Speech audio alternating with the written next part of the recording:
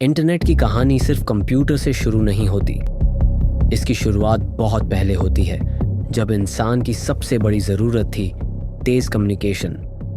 हज़ारों सालों तक संदेश पहुंचाने का एक ही तरीका था, खुद जाकर बताना या फिर किसी दूत, घोड़े या जहाज़ के ज़रिए भेजना।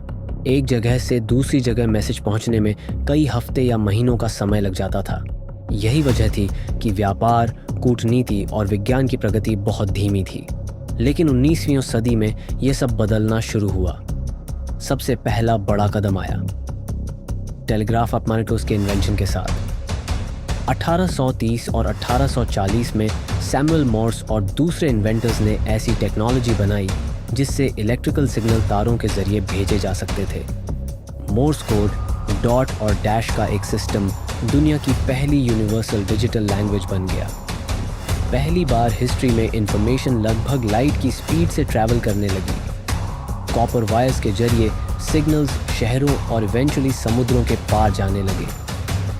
1850 के दशक तक टेलीग्राफ केबल्स कॉन्टिनेंट्स को जोड़ने लगे। जो संदेश पहले महीनों में पहुंचता था, अब कुछ मिनटों में पॉसिबल हो गया। यही था कनेक्टेड वर्ल्ड का पहला अनुभव। इसके बाद आया टेलीफोन। 1876 में अलेक्जेंडर ग्रैहम बेल ने अपना टेलीफोन पैटेंट कराया। अब डॉट्स और डैशेस की ज़रूरत नहीं थी। अब लोग अपनी वॉइस सीधे एक दूसरे तक पहुंचा सकते थे। डिस्टेंस मैटर नहीं करता था। टेलीफोन नेटवर्क बहुत तेज़ी से फैला और कंपनियां जैसे AT&T इस नेटवर्क को देशों में फैलाने लगी। 20वीं सदी की शुरुआत तक यह नॉर्मल हो गया कि इंसान की आवाज़ वायर्स के जरिए ट्रैवल कर सकती है। अगला बड़ा बदलाव था रेडियो। 1890 के दशक में गुग्लिएल्मो मार्कोनी और दूसरे साइंटिस्ट्स ने वायरलेस सिग्नल्स भेजना शुरू किया। पहले रेडियो भी केवल डॉट्स और डैशेस भेजता था, लेकिन जल्द ही इसमें वॉइस और म्यूज़िक भी आने लगे। 20वीं सदी की शुरुआत तक रेडियो मैस कम्युनिकेशन का एक पावरफुल टूल बन गया। अब एक सिंगल ब्रॉडकास्ट हज़ारों लाखों लोगों तक एक साथ पहुंच सकता था। कम्युनिकेशन इंस्टेंट और मैस स्केल पर पॉसिबल हो गया। 20वीं सदी के बीच तक पूरी दुनिया टेलीग्राफ वायर्स, टेलीफोन केबल्स और रेडियो टावर्स से जुड़ चुकी थी। लेकिन एक समस्या थी, हर सिस्टम का अपना लिमिटेशन था। टेलीग्राफ केवल कोड्स के लिए, टेलीफोन केवल वॉइस के लिए और रेडियो केवल ब्रॉडकास्ट के लिए डिज़ाइन किया गया था। कोई भी सिस्टम फ्लेक्सिबल नहीं था।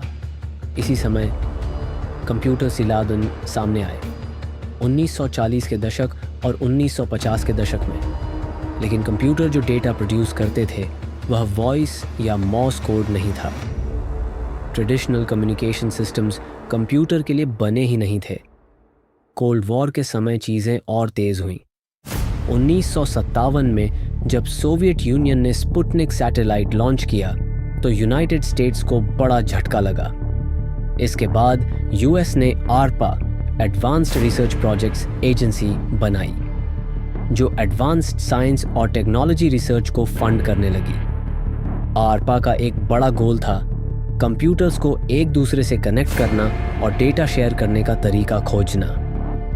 रिसर्चर्स ने फिर एक नया कॉन्सेप्ट डेवलप किया, पैकेट स्विचिंग। इसमें डेटा को छोटे छोटे पैकेट्स में तोड़ा जाता है और अलग अलग रास्तों से भेजा जाता है। डेस्टिनेशन पर पहुंचकर ये पैकेट्स फिर से असेंबल हो जाते हैं। ये टेलीफोन लाइन के बिल्कुल उल्टा था, जहां एक कॉल पूरी लाइन को बिजी कर देती थी। पैकेट स्विचिंग से मल्टीपल यूजर्स एक ही लाइन पर डेटा भेज सकते थे। यह एक रेवोल्यूशनरी आइडिया था और आज के इंटरनेट की फाउंडेशन भी यही है। 1960 के दशक तक दुनिया एक नए बदलाव के लिए तैयार थी।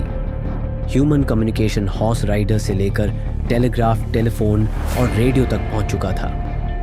अब कंप्यूटर्स का युग आ चुका था, लेकिन कंप्यूटर्स को एक नए प्रकार के नेटवर्क की ज़रूरत थी और यहीं से जन्म हुआ ARPANET इक्लाड का, जो आज के इंटरनेट का पहला वर्जन था।